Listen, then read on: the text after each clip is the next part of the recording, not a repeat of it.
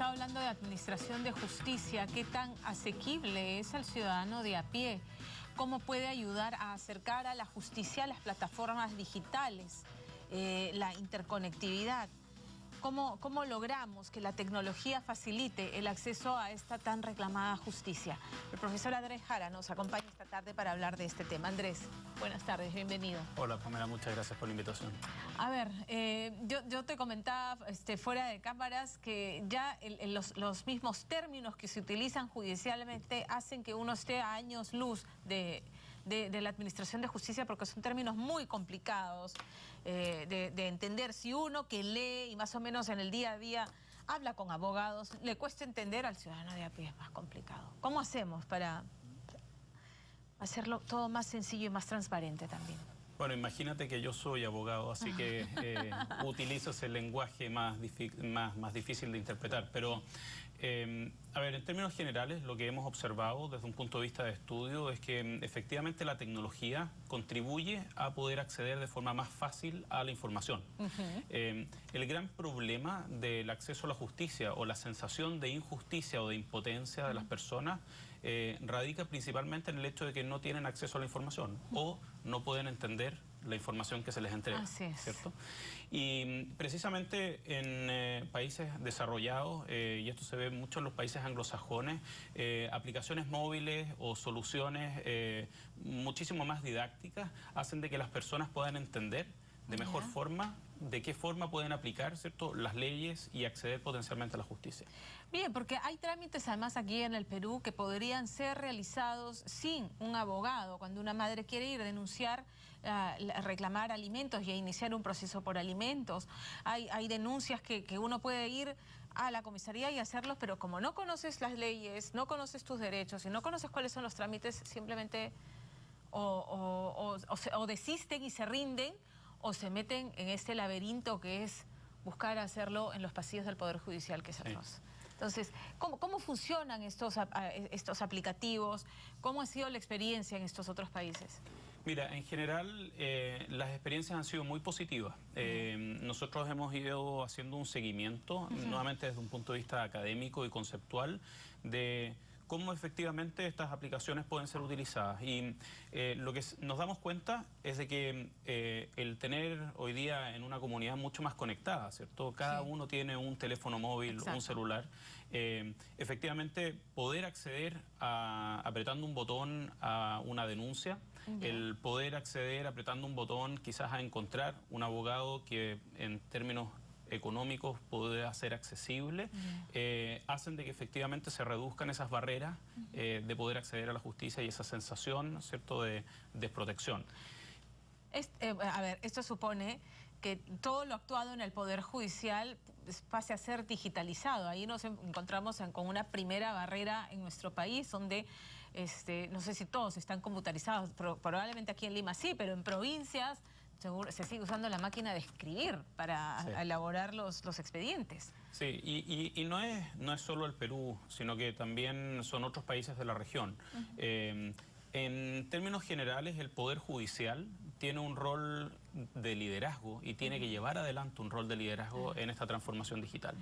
Si no contamos con ese poder, ¿cierto?, liderando esta batalla para poder hacer la justicia más accesible y que las personas se sientan no desprotegidas, no vamos a poder obviamente llegar a un buen término. Y no vamos a poder contar con estas soluciones que hoy día existen efectivamente en el mercado. ¿Qué tan eficientes son las aplicaciones? O sea, ya se puede medir que hay más eficiencia, más celeridad, o sea, que la percepción de los usuarios es que la justicia está más cerca y que hay más celeridad en resolver sus casos? Mira, yo creo que hay dos ejemplos bastante claros en ese sentido. El primero es que estas aplicaciones han sido construidas de cara al usuario, es decir, han sido construidas de cara a las personas, no de cara a quienes hacen los trámites.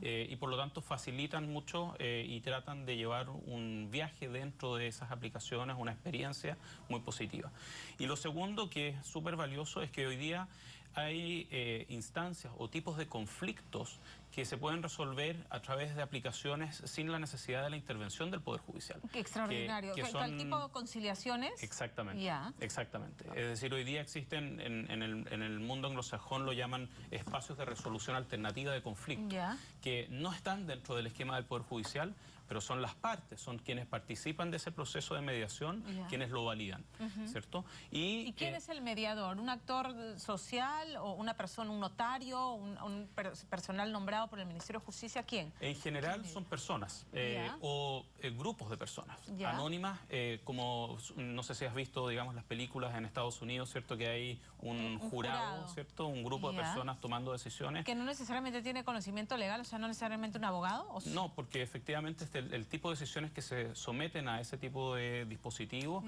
son decisiones, yo diría, más simples, que no requieren un conocimiento jurídico, sino que más bien justicia.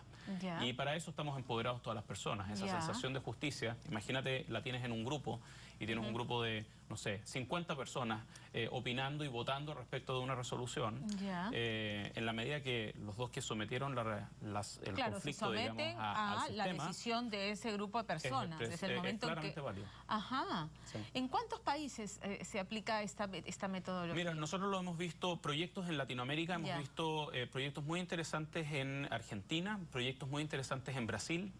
Actualmente hay 2 o 3 proyectos en México y que han resultado muy bien Ya. y que efectivamente han dado o empoderado a la ciudadanía de ser partícipe en la resolución de estos conflictos. Además, el otro tema es no necesariamente todos los problemas son judicializables o deberíamos acudir al Poder Judicial a resolverlos. En un país con una sobrecarga procesal brutal, de verdad habría que buscar métodos de administración de justicia alternativo. No sé si has escuchado en Cajamarca, nos alejamos un poco del tema, pero en Cajamarca, en el Ande, funcionan las rondas campesinas que resuelven, ¿no? Mi vecino me robó mis gallinas, literal. Entonces van, se carean y hacen el castigo. Bueno, es físico, es un poco medieval, pero es así como se resuelven según sus costumbres. Entonces, no vas al juez, lo resuelves ahí en tu comunidad, las partes se someten y resuelven. Sí. ¿No es cierto? ¿Tú sabes cómo era en Grecia?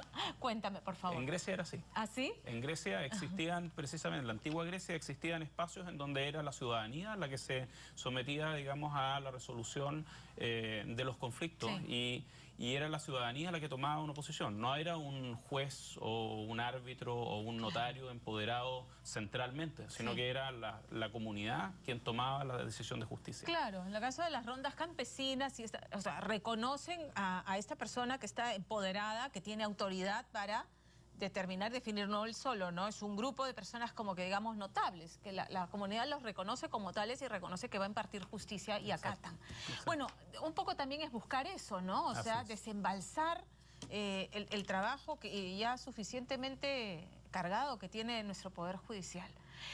El primer paso es entonces dotar de la tecnología al sistema judicial en su conjunto para digitalizar todo y a partir de ahí desarrollar. Hay gente especializada en hacer estas aplicaciones y con lo que hay empezar a trabajar. Yo te diría que esto pasa por empoderar a los emprendedores, por empoderar a aquellos jóvenes que puedan estar desarrollando proyectos nuevos y que visualicen en esto una oportunidad. Una oportunidad, exacto. Los proyectos que hemos estudiado y los proyectos que hemos visto en la región son todos liderados por jóvenes, muy obviamente conectados con la tecnología y que tienen esa sensación de que no quieren someterse a las estructuras de los sistemas tradicionales para resolver situaciones y que motivados por eso desarrollan este tipo de tecnología. Y hoy día son y están disponibles, son de fácil acceso y de fácil desarrollo. No es que estamos hablando de física cuántica o de mucha complejidad. Y tienes al público que va a estar interesado en tener esa aplicación y hacer uso. Muy interesante. Andrés, muchas gracias por estar con nosotros esta tarde. Gracias. Muy bien. Este fue nuestro bloque ESAM.